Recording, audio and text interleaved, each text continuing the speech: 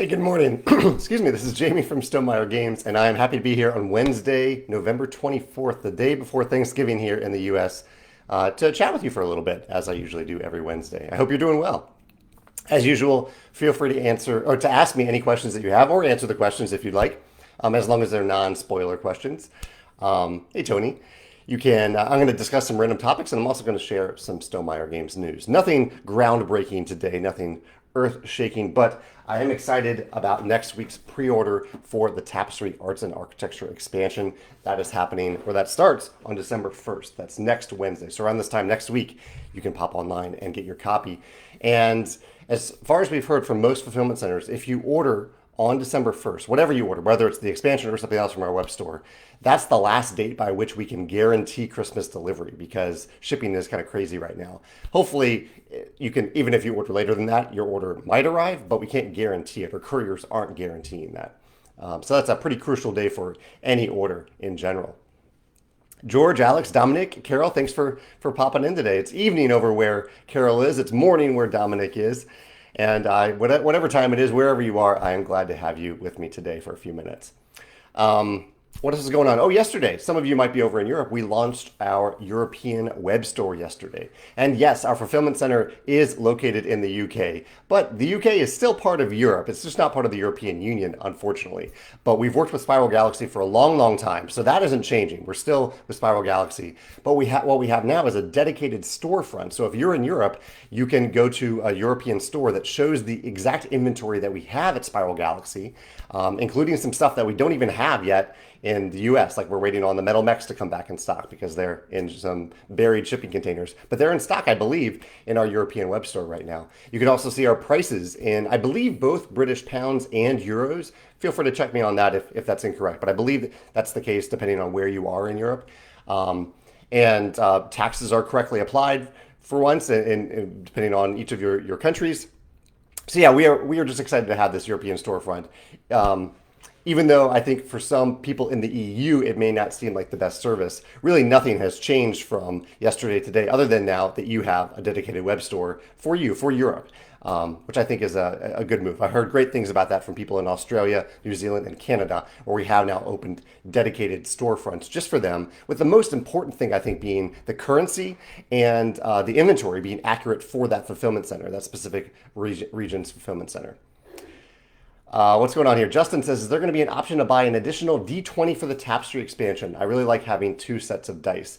And I wanted to share this. I don't have a quick die to hold up, but I realized that the die that I've been holding up from the new expansion was actually the early prototype die, which was smaller than the final die. The final D20 is big. I forgot to, I think I've been using a slightly outdated pre-production copy of the game to showcase. The final die is really big. And Justin, to answer your question, we do have a limited number of additional dice that we will sell on our web store. It's very limited though, so it'll be pretty important if you get to the web store and it's already sold out to enter your email to get a back in stock notification, because we will use that data to determine how many more dice we need to make. So we will have to make more, I think, based on the number of people who have asked that question. In fact, I'm going to leave myself a reminder to check that back in stock data maybe 3 or 4 days, maybe the weekend after the pre-order goes live, so that we know that we can start making more right away. Maybe even we'll get them out of China before the Chinese New Year. We'll see. Alex is joining us from France. Carol says that the Spiral Galaxy service is really great, and they're not even in the UK. Yeah, that's one of the things that we love about Spiral Galaxy. We've worked with them for a long time. Their communication is fantastic. Their service is great. Their packaging is excellent. And we will still consider someday adding a web store in the EU itself, EU proper.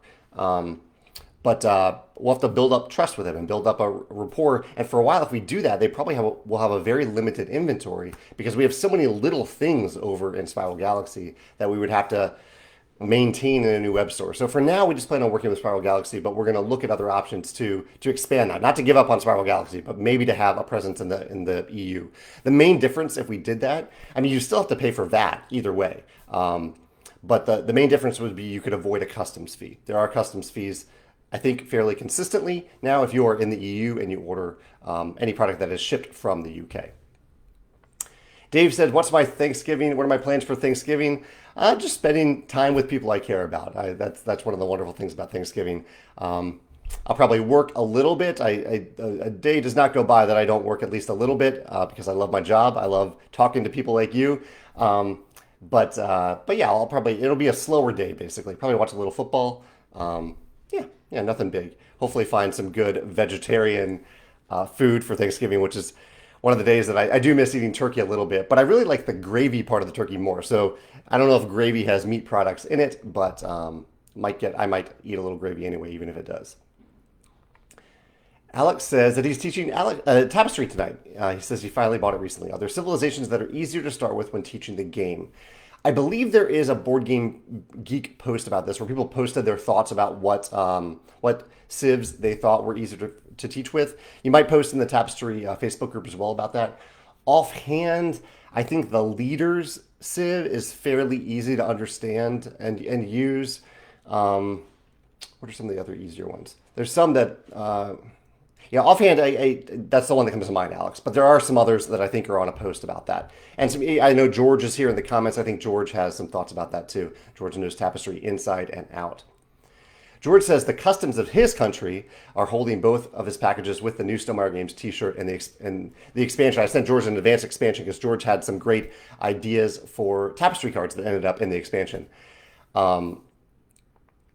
So he says a spiral galaxy can't really do much in this case, but it's a Royal Mail problem. Customs does make things difficult. And I have heard that because customs is now involved in many shipments from the UK to different countries in the EU, that packages get held at the post office, which is really annoying. I can see that being really, really annoying for people. Dave says that he's happy with the Wingspan Android app. The Wingspan Digital recently came out thanks to Monster Couch on Android for the first time in a long time. Simon says he just bought Role Player Adventures after seeing your video. It is a big box. And Simon, yeah, I mean, when we tried to lift that out of the shipping container, that is a big, heavy box too. We continue to love this game. I think we're through 6 out of the 10 scenarios at this point, 6 out of the 10. And it is just fantastic. I'm loving every second of it. That's been the major game that's been on our table and remains on our table right now. I also played the Agricola board game arena version. I played that a couple times recently. Very, very good implementation. On Board Game Arena, I also played Similio and Imhotep. And I think Role Player Adventures is the only on the table in-person game that I've played recently. Sean says, am I feeling okay? Your voice is really deep recently. Yeah, I'm feeling fine. I think probably just should have had some water before I went live. Tim said, just wanted to pop in and say hi. It's been a busy week with the new baby. Looking forward to teaching Rolling Realms to my brothers this weekend. Terra Mystica Realm coming this Friday in the mail. Awesome. Yeah, some of you are probably starting to get the Terra Mystica Realm for Rolling Realms in the mail. Some of you also might be holding out for next Wednesday when you pre-order the Tapestry expansion. Totally fine to combine the two. We made plenty of promo packs to share for a long, long time. So there's no rush to get that. Mark is joining us. Mark is one of the great and very talented people, including Mark, Brennan, and Steven jump out as people who have been creating fan realms for Rolling Realms and posting them on Board Game Geek, which I love. Thank you so much for creating these fun realms, for posting them and sharing them and getting feedback about them, hopefully testing them at some point. And it's been inspiring to see that. And as some of you know, including Mark, I've reached out to publishers who publish some of these games that you're creating realms for to see if they would be interested in letting us make a promo realm for them. We pay them a little bit for kind of the rights to do that, so that and I don't want to take much of their time at all. So having the concept already in place takes a burden off of these publishers, and I think increases the chance that other publishers will say yes to promo realms. So keep doing that, even if only 1 in 10 is actually made. I hope you have fun with the process, and that 1 in 10 might be awesome. So thank you so much for doing that, Mark, Stephen, and Brennan, and anyone else who's thinking of promo realms for Rolling Realms right now. Let's see. Masia says that they found that leaders, merrymakers, militants, and isolationists all add little complexity and work for new first-time players. And George also says entertainers. I don't know if that was in... Yeah, entertainers, he adds to that list as well. Thank you both for answering that question for Alex.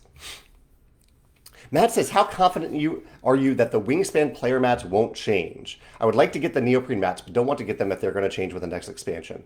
I know you don't do spoilers, so sorry if this is asking too much.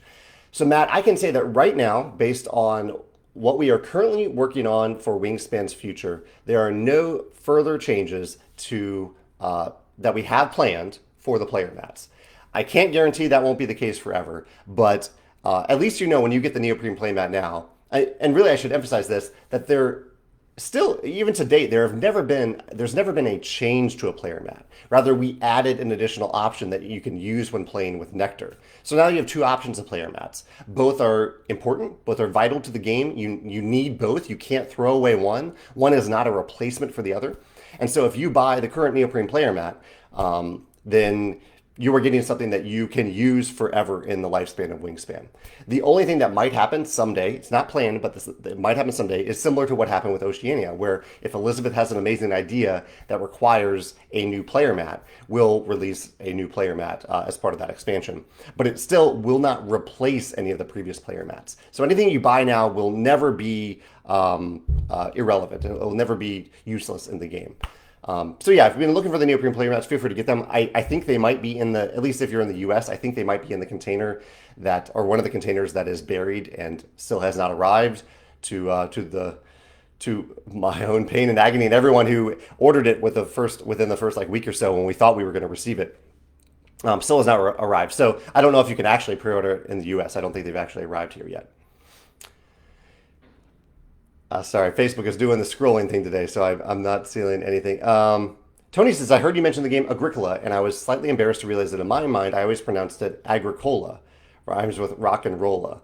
What game titles give you pronunciation trouble? And I might be mispronouncing that as well. That's completely possible. What games do I mispronounce? I think I pronounced it that way for a long time, but I think Agricola might be the correct way of doing that. I'm looking at my shelf over here to see what games I might mispronounce. I know there are some. I mispronounce words all the time, but I don't see any right off the bat over here that I can see. Yeah, I'm sure there are, though. If I think of one, I'll let you know. George says, any live Rolling Realms this week? So far, it's 3-1. He's 3-1 since I started doing the play-alongs, or since George started joining the play-alongs. George, I don't have plans to do one this week because it's Thanksgiving week. I think people are going to be off their computers a lot, at least in the U.S., people who follow those in the U.S. So I will be back to do them next week, but I don't plan on doing any this week. What else has been going on over here? So games I've been playing. Oh, I had some great podcast chats recently. I had one with Gareth, who has the Board Game Meeple Instagram channel. Had a live stream with him on Monday. Last Friday, I did a short interview with St. Louis NPR, which was really great.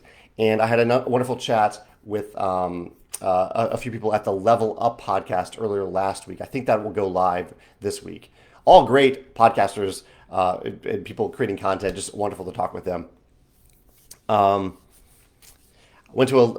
played some disc golf this weekend, as I do almost every weekend now. I'm really enjoying that. And some shows I've been watching recently. We just started watching the Wheel of Time show last night. I thought it was a great start to the show, and it's nice to put faces to all the names of the books that I read. We finished Foundation Season 1, which was really good, kind of epic sci-fi, really, really great production value. In that Apple TV series. And we watched the movie Love Hard. I love a good romantic comedy. And this one was a little derivative of other romantic comedies, but almost making fun of those romantic comedies in the process. I liked it. I thought it was a fun romantic comedy. That's on Netflix. Love Hard. Chalmers says, now we want to see my game shelf. I don't know if I can show it to you right now because there is some slight spoiler stuff over there. But if you look at my Instagram feed, every now and then I post a shelfie, usually with like the cats in the foreground and the games behind. And I do have a couple different shelves. So I have one shelf over here, right next to the litter boxes, as you can see. I have a shelf of Opportunity in the other room that has games that I haven't played, expansions that I haven't played. I have a shelf of smaller, like filler games that's also kind of behind here. And then I have a Stonemaier shelf. So I have 4 different shelves of games. Maybe too many, but I do try to keep the games confined to those shelves. If they're overflowing off the shelves, like on the top of the shelves, that means I have to give some games away. Messiah says, how am I on... Oh yeah, he's throwing out some games that I definitely cannot pronounce. Teotihuacan and Tawantinsuyu. I haven't played Tawantinsuyu. I have played Teotihuacan twice, and I'm fine with it. I think it's a clever design, but whenever I play it, I just end up wanting to play either Euphoria or play Tzolk'in instead. But I think it's a fine design. Mark says, just thank you for the kind words. Mark's the one I was referring to, or one of the people that I was referring to, who's been creating some awesome fan realms for Rolling Realms. And he's wisely using a dry erase board to do it, so he can sketch them out and easily change them while he plays. That's a great, clever way to do it. Matthew's joining us. He says, "Love the pictures with your games and your cats." Thank you. Yeah, I love posting those Saturday photos of the cats. I have a good one of Biddy's belly that I'm going to post this Saturday that I took last night. Tony recommends the Apple TV show called Invasion. Yeah, I'm curious about that. That's definitely on my list. And Tim mentions a South Korean series on Netflix called Hellbound. I haven't heard of that one. I'll have to check that out. What's Hellbound about, Tim?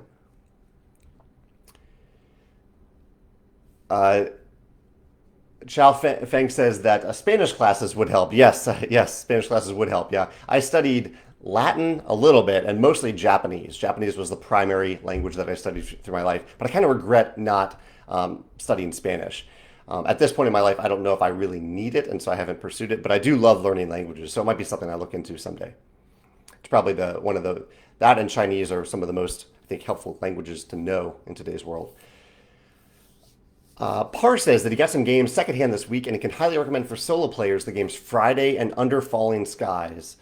And for co-op, Flashpoint Fire Rescue. I actually have Under Falling Skies on my shelf of opportunity, but I so rarely play games solo. So I might try to play cooperative with Megan sometime. I've heard that you can just team up with someone and play cooperatively. So I might try that. Sean says, I know you're done with Scythe, but have you considered printing user-created faction mats? I'm happy for people to share those files and not sell them, but share them for others to print. But no, as you said, we're done making new Scythe content. So us printing new faction mats would be new Scythe content. So we're not going to do that. Matthew says that I generally don't go to conventions, but they'd love to meet me in person. Thank you. Yeah, I'd love to meet you in person as well. I know we've talked on your YouTube channel and over email.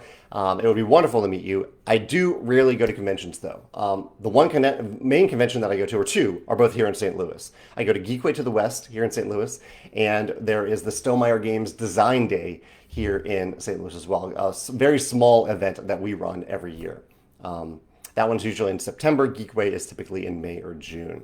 But I do love those conventions. It's just the travel time involved to go to a non-St. Louis convention is it's just a lot. It deters me from going to a convention. As much as I love Geekway, Geekway is one of those conventions where you just go and play games with a bunch of people for a couple days. I love that. That's the style of convention I want to attend. And so I want to someday make more time for that style of convention. I just wish I could instantly be there instead of adding the travel time to actually get there. What else is going on today? The Rolling Realms release date. We keep mentioning Rolling Realms. The release date for Rolling Realms was last Friday. And that's when we officially released the Terra Mystica promo, which let me show it to you while I have it here. So here is let me get the right one.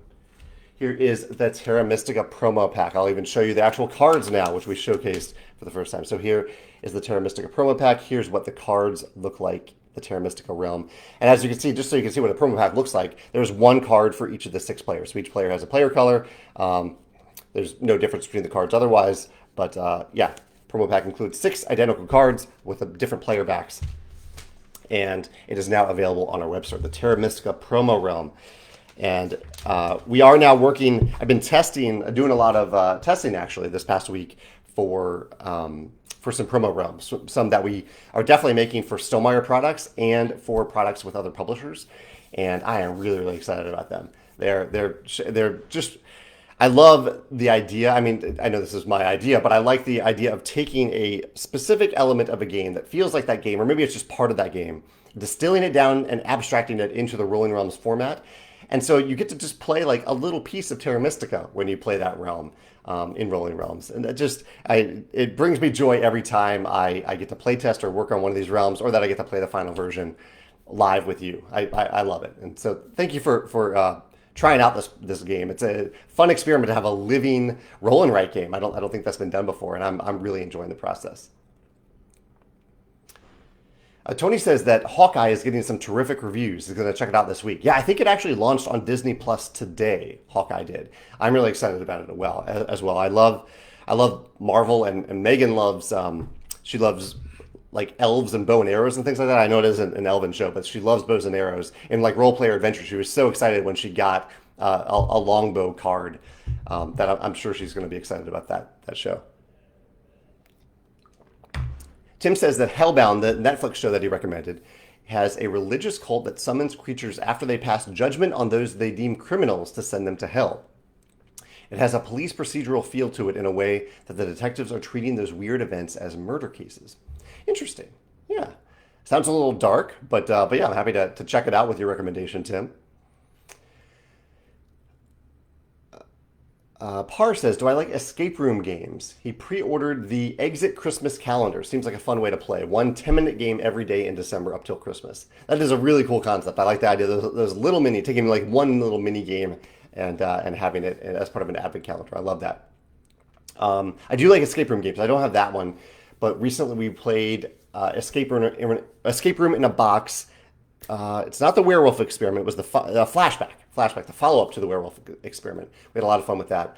And speaking of advent calendars, I have pre-ordered the game Robin Hood, and I'm really excited to play that because I heard that the whole board is like one big advent calendar, essentially. But I don't have that. I haven't received that one yet. Sean says, he has a game component question. Scythe has multi-layer cardboard for player mats, and all of the new Stonemaier games have single-layer player mats. What have you learned, and how has the progression changed? Well, the reason we did dual layer player mats for Scythe is because if you bump one of those player mats, which doesn't happen all that often, but like as you are adjusting a piece or reaching across your player mat to move something around on the board, if you bump it, you can really lose track of where the tokens were on the board. It's pretty crucially important. But like in Tapestry, if you bump that board, the pieces aren't going very far. There aren't like the buildings aren't going to move all that much, and if they do move, you know exactly where to put them back. And the resource tokens that you have, they're not going to move very far either. So it's really a matter of necessity. If there's a risk of pieces moving far out of their compartments with a single bump, and that you can't easily remember where they went, then I think dual layered mats are pretty important. But I think otherwise, they're not they're not as important. They're not necessary. They do also add a lot of pain with pricing and graphic design. So, and even warping, because they are more prone to warping because of the glue in between those layers. And so unless it's necessary, it's not something that I seek out to add in our games, even though it is pretty cool. There's a game right now that I'm debating whether or not I need it. So it is something I think about quite a bit. I just don't know if it's necessarily needed in this game. But yeah, I think about it all the time. Xiao Feng says, have I seen Cowboy Bebop? I have not. I've not actually watched the original anime or the new Netflix show, but it's something I'm curious to check out. I've heard some good things from fans of the show. Tim says that your brother's bookstore has been getting a hard time getting Rolling Realms through their distributor. They keep saying it's a pre-order. Well, Tim, tell them to contact them directly. Contact us directly. We have reached out to them directly. I have not heard back from them. I tried this a few weeks ago. So if all they need to do is contact Alex at stonemeiergames.com, and Alex will absolutely get them copies right away through our web store. And if you let me know which distributor it is, we can let them know, but it is not a pre-order. It's possible that the distributor just hasn't received or processed those games yet because shipping is crazy right now. But we've got Rolling Realms to distributors quite some time ago. So I don't know what's going on with that. I'll take a quick screenshot of that and send it to Alex so he can look into what's going on. Without knowing the distributor name, though, we can't do much. So let me know the distributor name if you can. Jake says, I saw in your recent blog post on customer retention that you checked out the Colin and Samir interview with Mr. Beast. I'm curious about your thoughts on the interview. Yeah, Jake, thank you for recommending that channel. It was really interesting to watch that interview. There's a lot of content about it, so I didn't watch all of it yet, but I did subscribe to the channel. That was my biggest takeaway. I was really fascinated to see how analytical Mr. Beast is in terms of the content that he creates and what he thinks about in terms of retention. I really like the idea of kind of planting about like when you start a video teasing something a little bit. I could even do it in these live streams. I could say I'm excited to talk about this thing, and then I come back to it later. Um, I, I guess one could say that's a little clickbaity or manipulative, but I think teasers are fun. Like, I like to be teased about stuff a little bit. I like to have anticipation, especially if there's a payoff within a few minutes instead of like a few weeks or a few months. So that was my main takeaway from it. But I have a lot more content to consume about it. And it was neat to see behind the scenes, like that whenever Mr. Beast gets a sponsorship, he often just uses that money to give away as part of the video. Like that becomes the hook of the video. And just that he builds all these sets within a giant warehouse. That's incredible. Building sets for a YouTube channel is, uh, I guess it makes sense that he has that much revenue coming in from these videos that he can afford to do that. But that's a big expense. Jake says that he introduced Rolling Realms to a couple of friends this Saturday. We got to try out the Terra Mystica Realm, and it's such an awesome addition to the game. Rolling Realms is definitely coming home for Thanksgiving. Thanks, Jake. Yeah, thanks so much for sharing it with your friends. I'm glad you enjoyed it. And yeah, I'm excited to see what people think of that new realm and what they think of the game. I almost feel like I should have emphasized in the rule book of the game, something I thought about but I didn't do, was the concept of like just play around if you want. You don't need to play a full game of Rolling Realms. If you want to have that full like meaty competitive experience, you can. But I found that I really enjoy playing it around by just like playing around and having that be the session. I think you talked about this on your podcast, Decision Space, Jake, and that's almost become my preferred way to play Rolling Realms. And I think that's great for Thanksgiving too. You don't always have like an hour at a Thanksgiving gathering or a holiday gathering to play a game, but you might have 15 minutes, 20 minutes to teach some realms and play a single round. And I don't want to discourage people from not playing Rolling Realms if they don't have a full hour to play it. Javier says, or Xavier, any realms you'd particularly love to add to Rolling Realms, assuming you could say without spoiling business plans. Scotland Yard, perhaps?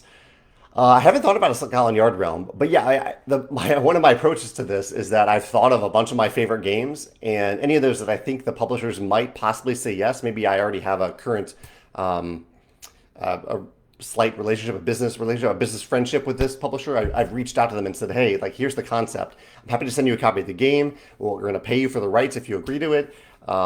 All those sorts of things. So I don't want to spoil anything, but yes, I've reached out to maybe 24 publishers over the last couple of weeks, and already we have, I think it's either 3 or 4 of those in the works, like going to print fairly soon. Already play tested and just working on graphic design right now. I'm writing down a few notes because I realize that a few of them have not sent me the box art, and I need that to proceed with the packs. But yeah, we are moving forward on it. Tim says, thoughts on the second edition of Atlantis Rising from Elf Creek Games. I don't have this game, but I did have the pleasure of playing it at Geekway to the West a few years ago and had a lot of fun with it. Just having a real-time or simultaneous worker placement game in a cooperative format, kind of like what we do competitively with Pendulum, is really, really cool. Sean says that a Pendulum has some pieces that move over a lot and can cause issues if they're knocked over, the timers. That's true. The timers can get knocked over. That would take a very, very high, I think. I mean, I don't know how we try to create stable timers, but yeah, if you knock over the timers, it can create some issues. But then you just put it back upright and you're fine. You keep going. Tony says, is Role Player Adventures available for general purchase, or are you playing a Kickstarter version? Everywhere I look, it's listed as pre-order. I think it's on the Thunderworks Games website right now. Their website, I think you can just order it from them. I don't know if it's pre-order. Maybe they're waiting for Kickstarter fulfillment to complete. But I thought it was available for order on their website. I backed it on Kickstarter. So I have my Kickstarter version, but I don't think that version is all that different from the version you get from Thunderworks. It might be even identical. Mark says, is there going to be a Rolling Realm expansion larger than promo cards in the future? I don't have any plans for that. I think the future of the game will be the promo packs themselves.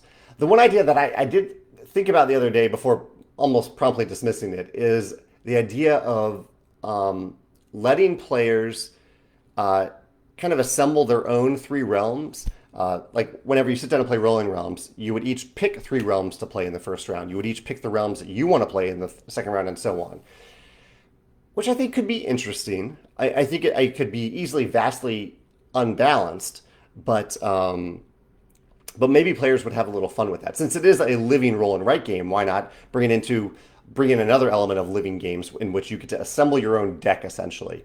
I think some players might have fun with that. I think it also could be very unbalanced. So I don't know. That's something I might explore someday. But me saying that, like having that be a thing you can do, I don't know if that needs an actual expansion to to to to do it. It could just be an official variant that you can play where you can do that.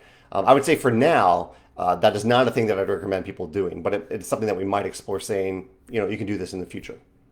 But yeah, feel free to experiment. I cannot stop you from trying that if anyone wants to try that. I just don't know how fun it will be for people to. I think people would have to know the game pretty well, basically, like any living card game, to be able to assemble your own sets of realms as you sit down to play a more competitive game of Rolling Realms.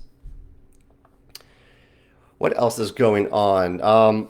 We testing some meeples right now, so for a game that we're working on. So game, I guess that's a little spoiler, that we're working on a game that has some meeples, some custom meeples. So we're having Panda make samples of them. Panda also sent me a new insert that they're working on for one of our products, and me kind of reviewing that in the photos. Sometimes they send me the inserts, sometimes I just look at them on the photos to see if they're ready to go. And what else? Jake mentioned my blog about customer retention. I also did a blog about collaborations and different levels of collaboration with other publishers. That was on Friday. And then my video this past week was about games that feature written narrative, my top 10 games that feature written narrative. So if that's an element of game, if you like storytelling games or games with a lot of written narrative, feel free to check out this video from this past Sunday. And the last big topic I had is that Thanksgiving is coming up. I just wanted to say I'm so grateful for all of you for joining these live casts. Or if you're watching this on YouTube, for watching it in the future on YouTube and watching or commenting. It means the world to me that I get to join you every week for these conversations. I really do enjoy it. I didn't know if I would when I started doing Facebook Live a few years ago, because it is very much live and scheduled. It's a thing that I do every week. But I've come to really look forward to it. And that's because of you all joining, and whether you're watching or commenting, whether you're live or on YouTube. So thank you so much. I really, really am grateful for you. And I want to say that in the spirit of Thanksgiving. I'll go back to some questions real quick here. Might do a shorter video today because I'm guessing a lot of people are busy with Thanksgiving stuff. But Matt says he just completed his West Kingdom trilogy and really enjoyed them. Would you ever consider doing a Stonemaier trilogy of some sort? I love what Shem has done with those trilogies. I like to explore a lot of different worlds. And yeah, sometimes I think, I don't know. I don't have anything like that planned, Matt. I really do like to jump around into different worlds. It is possible that I will revisit some of the worlds someday, but if I make like a second game in a world, it definitely doesn't mean anything that there will be a third game. I know trilogies are nice, they're fun, it's a fun concept, but I just kind of want to make the stuff that I'm excited about and what I'm excited to share with you. And most of the time that involves exploring a new world, not exploring a world that we've already explored. It's possible, but there's definitely nothing like that planned. Tiago says he's a Stonemaier champion, big fan of the games. Thank you, Tiago. He says, have you ever thought about doing another game in the Scythe universe? That actually piggybacks on Matt's question well. That is one of the universes that I really, really love. I love working with Jakob, and so someday I would love to revisit that world for a second game. Definitely not part of a trilogy or anything like that, but it's something that I hope to do someday with a completely new game. This would not be new Scythe content. This would be a new game in Jakob's 1920 plus universe if we ever get to do that. Andrew says, what's my favorite aspect of Dune Imperium? And do you have a favorite faction as well? I don't have a favorite faction. You can watch my video about Dune Imperium. You can see me kind of rave about a bunch of different mechanisms in the game. What is my favorite aspect? I mean, there's so much. There's so much. Like the cards being dual use, like whether you use them on a worker placement turn or one of the passing turns in the game. I love the different influence tracks and how they each feel unique and thematic. I really love the intrigue cards because I love feeling sneaky in games. In fact, I just filmed yesterday a video about games where you get to feel or be sneaky, and that was definitely on that list. I love... what else do I love about Dune Imperium? I love how tight it is in terms of victory points. Like every victory point is so important, and some of those victory points can even be taken away from you as other players gain more influence than you. I don't know if I have the deck building too. I love that you were adding cards to your deck, and every card that you add has a huge impact on that deck because you're not adding a lot of cards to your deck over the course of the game. And so every deck feels really unique. It has a big impact on the deck. And it also means that I am still, at like 10 plays into Dune Imperium now, I am still seeing new cards that I've never even seen in the card row before because we cycle through so few cards, which is very unique, I think, to deck building. I could go on and on. I love Dune Imperium through and through. But those are a few of the things that pop into my head that I do enjoy. Joshua says, what could be interesting in having decks of 10 realms or something, but drawing 3 randomly for each round? It would give some control, but not allow specifically linking 3 together. That's a neat concept, Joshua, that instead of assembling 3 specific realms, each player assembles a deck of 10, maybe 9 cards, 9 or 10 cards, and you draw 3, and you have to work with those 3. That's pretty interesting. I like that. It does have a pretty big random element to it, and again, that already has a random element of the dice. But it is an option. I'll have to maybe explore a couple different options if we ever want to look into that for some form of competitive play.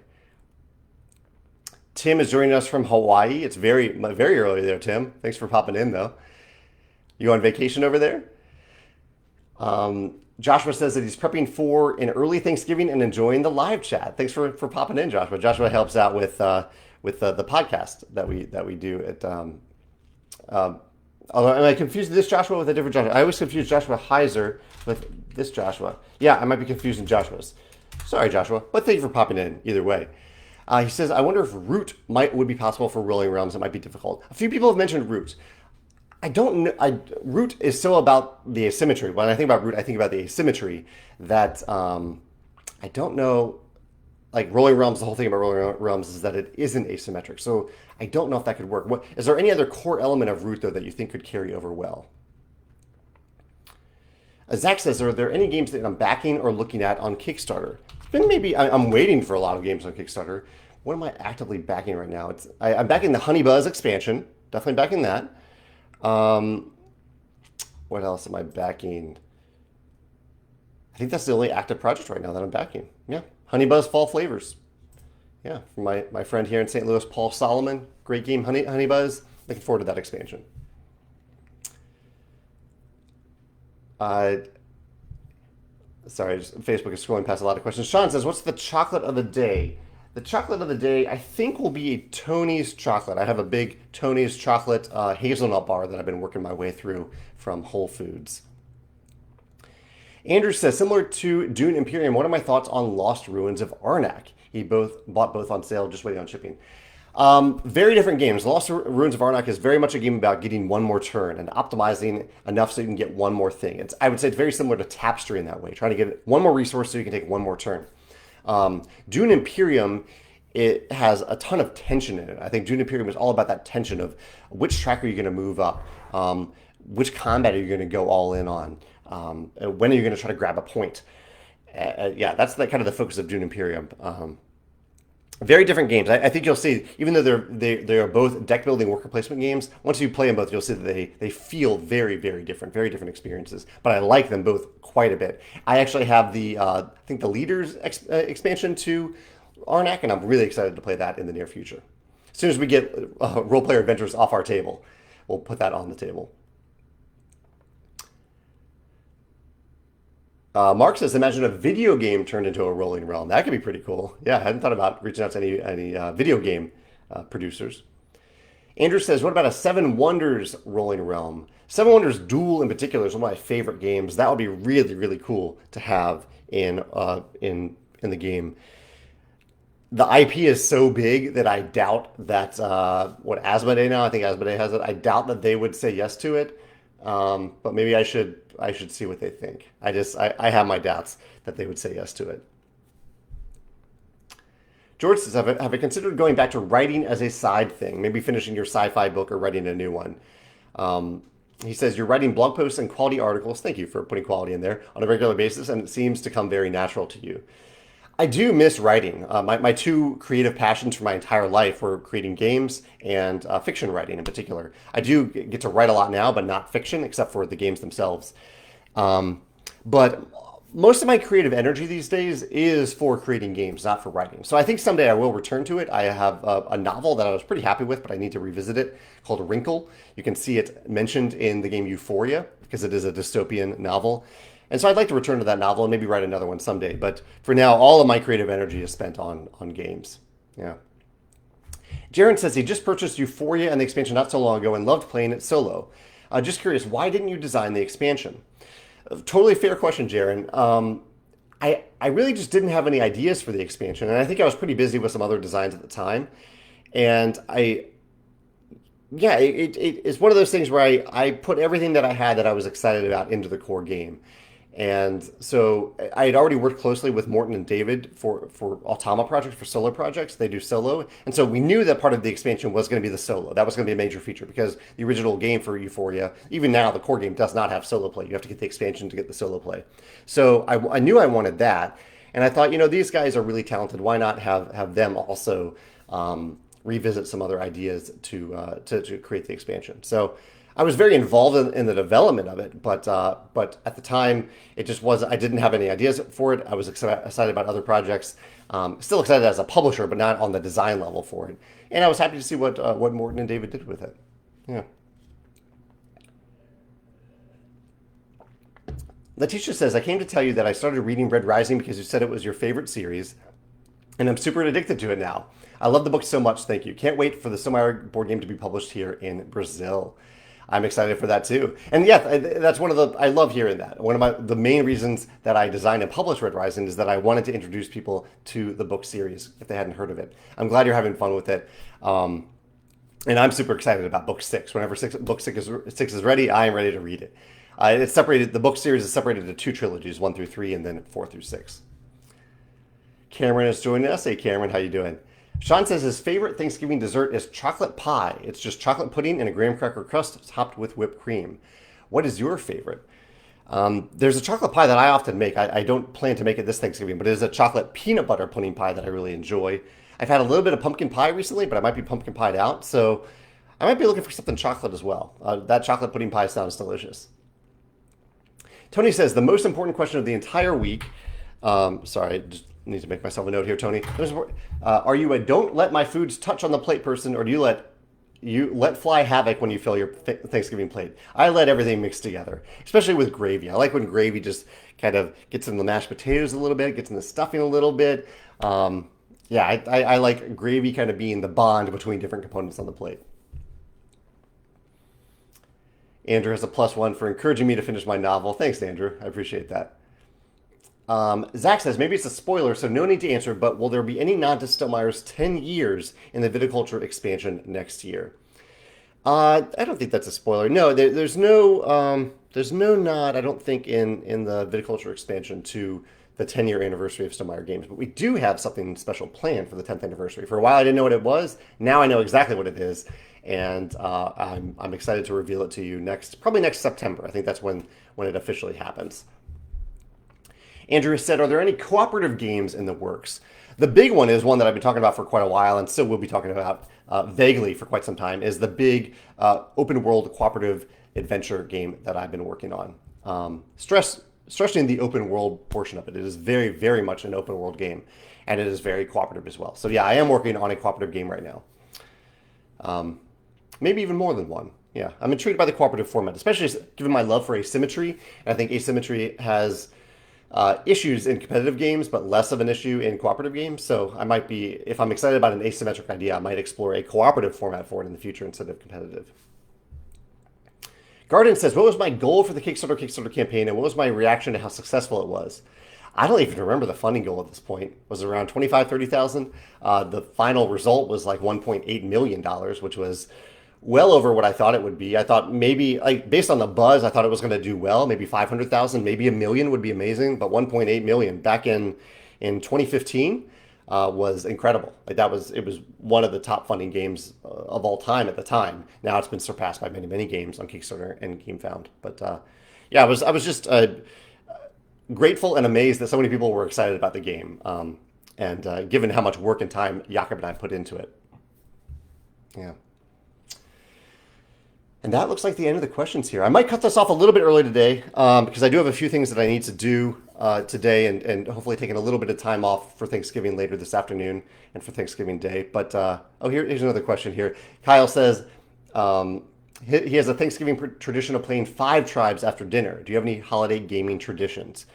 I wouldn't say any traditions per se, but I do have some games that I'm excited to play with people over Thanksgiving. I have a prototype. I actually have two prototypes I'm bringing that I'm hoping to play. That not bringing, but including for people to play. Um, I have what else am I bringing? I have the Cartographers expansion that just arrived with Role Player Adventures. I have Isle of Cats. I'm excited about that one.